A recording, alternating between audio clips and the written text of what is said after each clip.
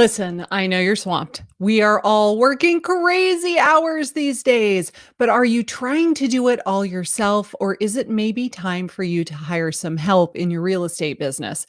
I am very excited that I formed a real estate team probably 2 years ago now, but there were a lot of bumps in the road, and I've made pretty much every mistake that there possibly is in forming my real estate team. So today I thought we would talk about how do you know when it's time, who should your first hire be, and how you can avoid the mistakes that I made in my journey so that your ride can be much smoother than mine was. So let's do this.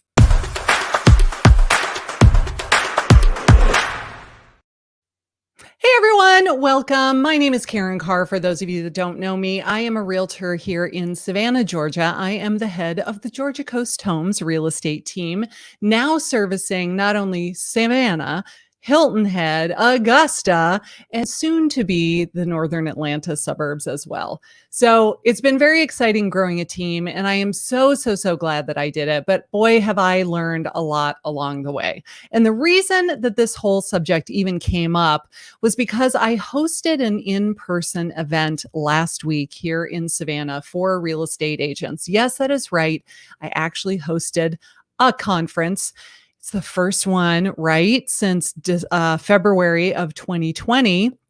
And we had to postpone it a couple of times, but we were finally able to hold it. We were in a large enough conference room that we could be social distancing and have masks and all of the things to be able to do our live event. And it was for about 85 of my coaching students, people that participate in the YouTube for Agents coaching program. And there was a recurring theme above from the people that are doing very well with their channels. They were all saying, I am so busy. I am getting so much business from my YouTube channel. I can't do it all myself. So how do I go about forming a team?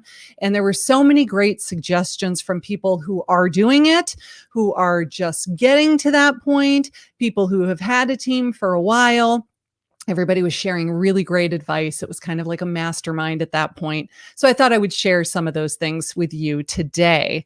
So let's see who we have in our content. Coastal Escapes. Hello, my friend. I hope you are doing great down there in Florida. Sharon Cologne was one of our breakout success stories at this conference. So I was so excited to hear she had gotten her first lead maybe a week or two prior to our event. She had just gotten them under contract. Then she got her second lead and her third lead while she was sitting in our ballroom attending these seminars, and got her fourth lead as soon as she got back home. So kudos to you. That is super exciting. Jennifer, Maria, Dan, Steve. Hi, everybody. Summer Aston, another person who is killing it with video in her market. Micah Winsky is as well. I just love seeing all of these people who are doing so well with video. But there comes a time when you just can't do it all yourself. So we're going to be talking about team building. But before we do, I would like to say that today's live stream is brought to you by my upcoming 5-day challenge. If you have never participated in this, I hope you will join me. It starts on Monday, and I go live Monday through Friday every day at 2 p.m. Eastern. It's roughly 45 minutes-ish, and then I stick around and answer questions at the end. It's called Turn Subscribers into Sales. If you are making videos for your YouTube channel and you're just not really getting results, you're not getting a lot of views, you're not getting a lot of subscribers, or maybe you're getting views, but you're not getting phone calls. And let's face it, that's what this is all about, right?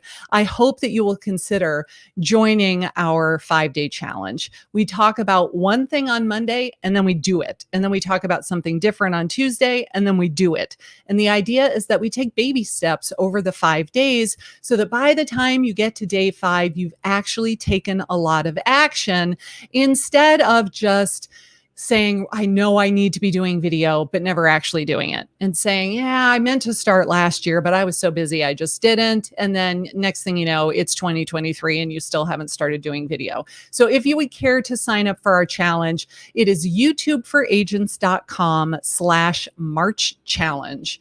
youtubeforagents.com/March challenge. And I hope that you will consider joining me. It's totally free, and you are going to learn a ton over these 5 days. So anybody in the comments who has attended this before, if you liked it, give me a little shout out down there. So hi, Tommy Fox. So Let's talk about how do we know if it is time to build a team?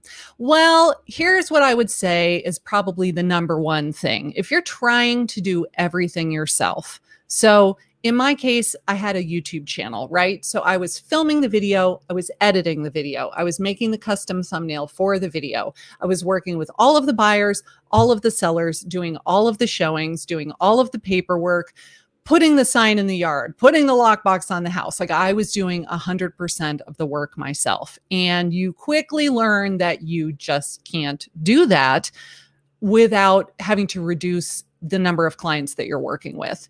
Now, that's a dumb thing, right? Because now we are working on the things that are no longer dollar producing activities. If you are driving around town, putting lock boxes on the front door and putting a sign in the front yard, you are not earning any money while you are doing that task. Yes, it needs to get done, but it doesn't need to get done by you. What needs to get done by you is meeting with the clients face to face, writing contracts, negotiating offers, making videos, doing all of the things that you do in order to get more people into your pipeline. So if you're doing it all yourself, that's a big clue that you probably are ready for some sort of assistance. Now, I would say that one of the biggest mistakes I made was I immediately hired a showing assistant first. What I should have done was hired some admin assistants first. I did outsource my editing right up front. So after maybe 9 months of making videos, I did get a virtual assistant who does all of my editing. And hallelujah for her, Stephanie. I cannot thank you enough. She's been with me for 2.5 years now and does a great job. If you've seen any of the videos on this channel, she does all of the editing and she is worth every single dollar that I pay her. So she was my first non-real estate hire, if you will. She was my video editor. But then rather than get an assistant, somebody who could post on social media or transaction coordination, or just doing general paperwork or putting signs in the yard and putting lock boxes on and doing all of the running around stuff, I immediately got a showing assistant, which in the end has been amazing. But if I had had an admin person first, I probably would have been able to hold off getting a showing assistant a little bit longer, just because I would have had all of the systems in place where I was delegating all of the admin stuff so that I was able to work with more clients myself. But then the next hire was the showing assistant. And so the way that came about was a former client. I took her to lunch. I said, "How are you getting all settled in? Do you love your new house?" They had just moved here from New York. And she said, "This was such a great experience. I think I want to get my real estate license." And I said, "I am super busy. I am thinking about hiring some help. Would you be interested in being on a team?" And the rest is history. And Nicole has been the best hire I could have imagined. She's amazing. If you've seen any of Nicole's videos on my channel, Nicole rocks. She is so good at converting leads into paying clients. Like that girl's got some skills. So that was a wonderful next hire. Let's see. Another tip is don't wait until you are so busy to hire help that you're not going to have time to train them. Oh, have I fallen into this trap over and over and over again?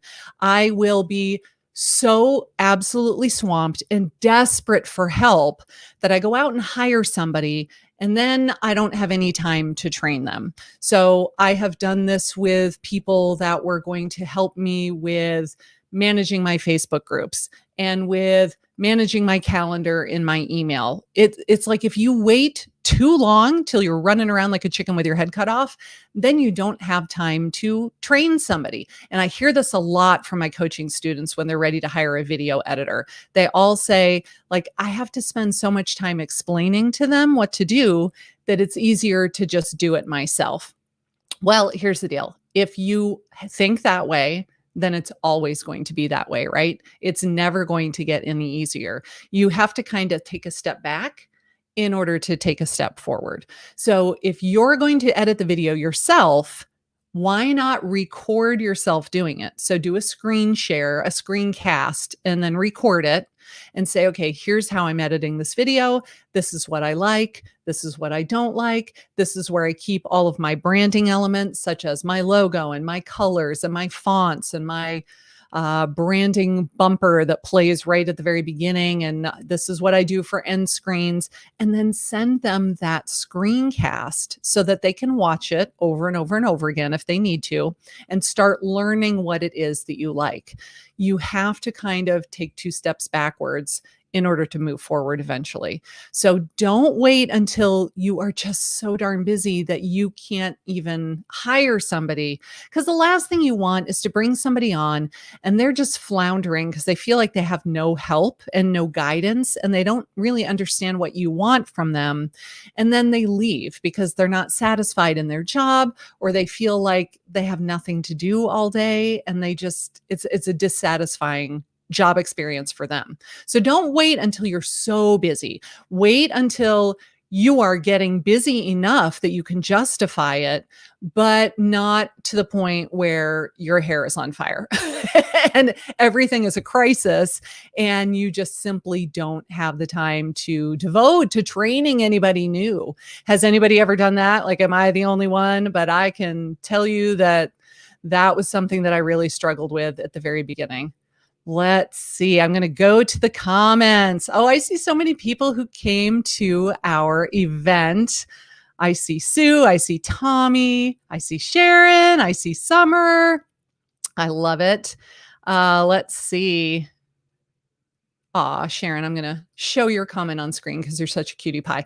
I loved Karin and her program, and I'm glad you like the live event. Yes, the YouTube for Agents program is awesome, and that 5-day challenge that we do will give you a lot of clarity on helping you get your YouTube channel set up so that you can start getting some real results from YouTube. I am telling you, YouTube is the greatest lead gen thing that I've ever done in my whole life.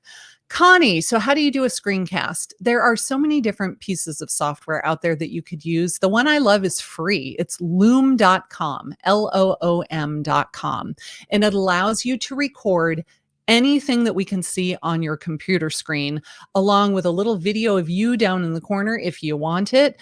Usually I'm recording it like at dark 100 in the morning, so they don't need to see that. And I don't put the camera on, but I do put the microphone on so that I can tell them what I am doing and explain what I'm doing as I'm recording this whole thing. When you're done, you hit stop. It gives you a link, a URL. You simply copy it and you send it to them in an email, in a text, in Facebook Messenger, and Slack, however it is that you communicate with that person. And you're like, here's a quick training video. I love Loom. It's great and it's totally free. I think it's free until you have like 100 videos. And then it says, hey, do you want to get a paid version so that you can keep all of these? Otherwise, you have to delete a few to make room for the new stuff. But I really like it a lot. Hi, Michelle Curtin. So very cool. Okay, Orlando Holmes. Hello. Sorry, that is somebody else. We Fix It and We List It, I saw. Oh, that's your channel name. Okay, got it. I was like, is somebody trying to advertise in my comments? No, that's your channel name. I recognize it now. Hello, everybody. Aw, thank you, Mike. I appreciate that. I mean, honestly, I am using it as a sales funnel. I totally am. I'm just trying to do it in a way that's not like in your face about it, right? I'm trying to give you so much value that in the end, you're going to say, oh, I really want to work with her. Whether you are a realtor wanting to use my training programs or whether you are a consumer wanting to buy or sell a house in my market, my goal is that you're going to watch these videos and just feel like you got so much out of it and you enjoyed my teaching style and my presentation on camera that you might enjoy working with me face-to-face as well. So that's kind of the plan. Thank you. Oh my goodness. Look at all the love. I'm feeling the love. Bruce, I've never used Screencast-O-Matic. I've heard of it. I have not tried it. I haven't tried Camtasia. I mean, there's so much software out there. I don't think it really matters which one you use. Just pick one and start using it. And if you don't like it, you can pick something else. But Loom is free. And so there ain't nothing better than free in my book, right? Okay, let's see. Let's go back to number 3. Ooh, this is a big one. Thinking that you can't afford it. I love this whole analogy of when I was first thinking about hiring a coach. and they charged a lot of money. There was like $1,000 a month. And I said, "Ooh, I don't think I can afford that." And they said, "Do you think it's possible that the reason you can't afford a coach is because you don't have a coach?" And it was kind of like, "Ooh, smack me upside the head with a frying pan. Why don't you?" I mean, it's kind of true, right? If you are not making the kind of money you want to be making and you can't afford coaching, it's almost like you're the person that needs coaching the most, right? And so I now invest very heavily in coaching. I spend a lot of money on coaching, and without exception, unless I pick somebody that's a complete dud, which luckily has never happened to me, every dollar that I invest, I get 10 times back easily, easily, because they teach me so much that I did not know that, yes, it's a lot of money out of pocket, but I make it all back and then some. So thinking that you can't afford to hire anybody is really operating from a position of scarcity, right? You're thinking from lack rather than abundance. What if you hired an admin who could do all of your paperwork? What if this person could do all of your social media scheduling for you? So you said, "Here are my templates that I like to use," and you've got them all drafted up in Canva. I don't make any of those things myself. I buy templates all day long on Canva. If anybody wants the name of the people that I buy my templates from, I'll gladly tell you.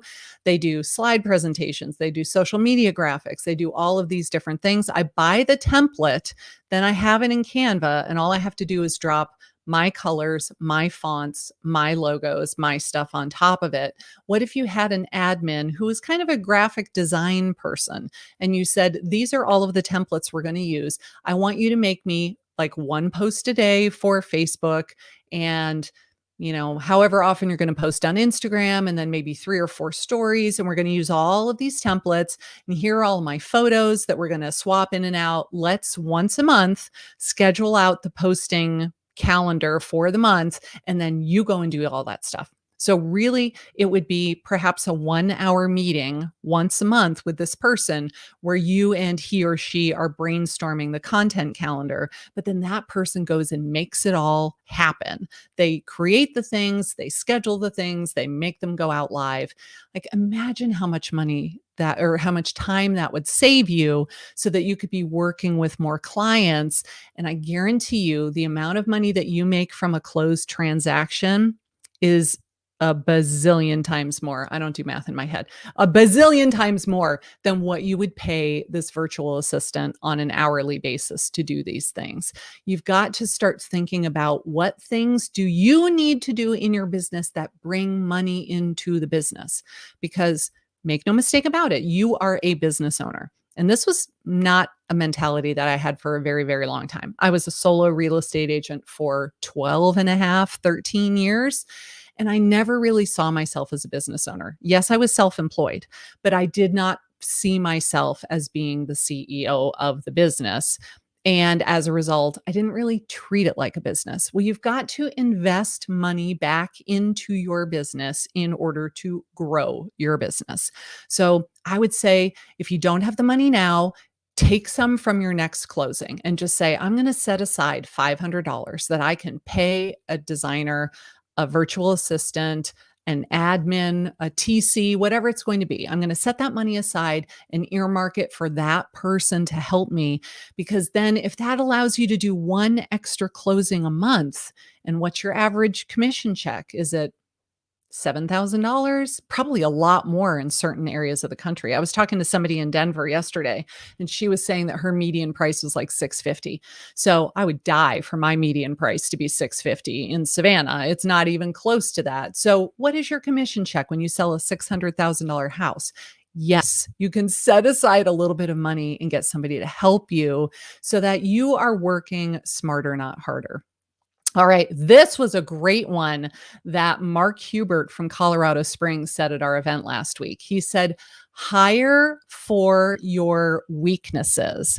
So don't make the mistake of hiring people that are just like you.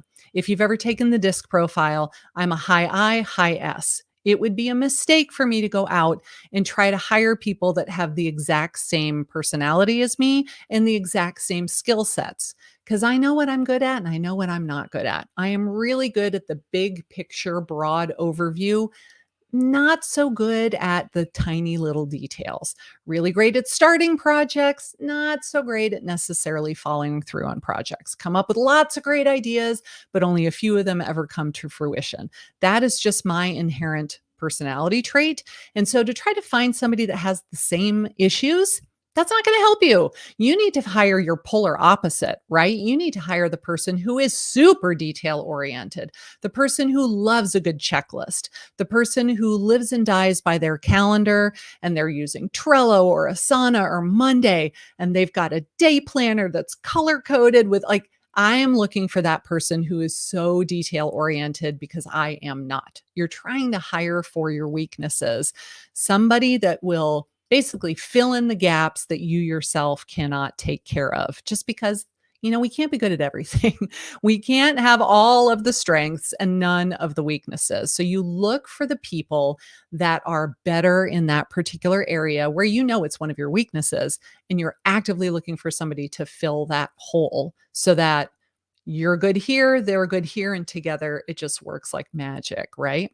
Oh, so hello from Malaysia. Oh my goodness. We have people from all over the world today. I love this. I love when we have people joining from everywhere. Sorry, I got to take a drink of water. Okay. Ronald and Sherry say, just now getting to really learn YouTube. You've had a channel for 10 years. No kidding. All right. Well, I hope that you will come to our 5-day challenge next week because I'm going to talk about the channel banner. It's now called the banner image. It used to be called channel art for a long time. They're now calling it the banner image. And what I think you should have on your banner image, we're going to talk about how to figure out what the channel should be about. You don't want to be all things real estate to all kinds of buyers and sellers in the entire metro area that you service. Broad equals broke and rich equals niche. So we want to have a niche. We want to have a specialty. We want to have a very distinct focus for the channel, and that will help you cut through all of that noise on YouTube. We're going to talk about discoverability and how do your videos show up on YouTube so that people actually find them. There's nothing worse than making a video that you've poured your heart and soul into and it gets 7 views. It's like, oh, this just kill me now, right? So we're going to talk about all of those things. And then hopefully by the end of the 5 days, you'll really feel like you've got some forward momentum and a game plan, and you know what to do with this channel going forward. Cool. Good. I'm glad that you are finding it all helpful. Thanks, everybody. All right. And then one of my final tips for how do we know when it is time and mistakes is not having your system set up. So Sharon, I talked about this with you at the conference. One of the biggest mistakes that I made was I have so much stuff in my head. Like I know how I do it, but none of it was documented. And then I would bring somebody on and I would be frustrated that they can't read my mind. Right. So before we're going to hire somebody, we need to have all of our systems in place. And for me, that meant a website and a CRM. When leads come in from the website, they need to go automatically into the CRM. I cannot be manually entering every single lead that comes in. That's fine if you're getting 1 or 2 leads a week. When you're getting 3 to 5 leads a day, it's just not realistic. You cannot pull over when you're driving down the freeway at 70 miles an hour to enter someone into your CRM. It has to go in automatically.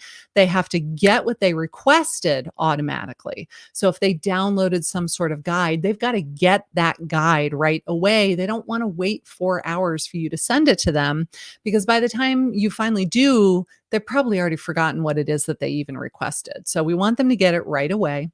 We want them to be automatically started on some sort of follow-up campaign. So whether it's a texting campaign, an email campaign, a combination of both, if it goes to your ISA, who's then going to call that person, if you've got some sort of program like Agentology or something where they have a person who calls all of your leads for you, like all of that stuff has to be set up in advance so that when you bring people on, you can say, this is what we do, this is what we're using, this is how we do it, rather than just floundering. And this was something that I learned not bringing on a team. This was way back in the day. Gosh, in 2007 when I started doing REO listings for the banks. I was doing a boatload of BPOs just to have money coming in because the market was so terrible at that time. And then I got my first REO listing, and then I got another one and another one and another one. And I did not have a lot of good systems in place. And so in 2007, I think I sold 3 houses. And in 2008, I sold 72. And I did not have a team. I was a solo agent. So you can imagine the kind of stress level that I had in 2008. Yes, I was making a ton of money. I was also losing a ton of money because I did not have good systems in place. And the perfect story for that is one of the listings needed a new garage door. I bought the garage door from Home Depot, and I did not submit my expense report to the bank within my 30-day time period. So when I finally got it into them, they said, "Oh, sorry, it's been 40 days. Too bad, so sad for you. You just lost $1,100 for that garage door." And that was a hard lesson to learn. Like, you can't be so disorganized because you don't have any help that you don't get this kind of stuff taken care of. So put those systems in place long before you think you're going to need them. Because if you start doing YouTube the right way and those leads start coming in, they're going to start coming in fast and furious. And you want to make sure that you are set up to handle the amount of inbound business from day one, instead of going, "Oh my gosh, like I've got all these people and I don't know what I'm going to do and I don't have time to hire somebody and train them." Like, learn from my mistakes. These are all things that I have done, and I have overcome them to the best of my ability. I'm by no means perfect, but I am figuring it out. And thank God my team is extremely supportive and understanding when I screw up. And if you can try to do some of these things from the beginning rather than wait until you're already, eyebrows deep in the mess, it's going to be a lot better for you. All right, let's see. Oh, from Edmonton, Canada. Nice. Let's see. Any last questions that I can answer for you guys? So Summer says, "I'm giving all of my leads to my buyer's agents for now so I can get the website and CRM and follow-up set up." That's awesome. You know what? That is not a bad idea at all. If you already have some agents that you can delegate to, and if you don't have a team, let's just say that you're in a brokerage and you're not the broker owner, are there some coworkers of yours that you trust that would take good care of your clients? Would it be worth giving it to that person and having them pay you a big fat referral fee? And I mean, you could probably do even up to a 50% referral fee, because once that lead comes in, you are literally handing it to them on a silver platter. All they got to do is close the deal, right? So what if you gave it to them? They paid you a referral fee, freeing up your time so that you could put these systems into place. Summer, I think that's actually really brilliant. And it's just like I said, where you've got to take a couple steps backward before you can go forward as well. So that was a great suggestion. Thank you. All right. Oh, Chris just says, "Word." Okay, I'm going to assume that I meant that you agreed with whatever it was that I said at that particular moment in time. All right, well, I want to wrap up by letting you know that I do have a website with plenty of free resources for you. So if you are at all inclined to go on over to youtubeforagents.com, you can click on Start Here, and I've got a whole bunch of things that you can download. I have the on-demand 5-day challenge. Don't sign up for this one. This is the one that I pre-recorded from the last time. I mean, unless you just can't join me live next week and you want to watch it on your own time, you certainly can.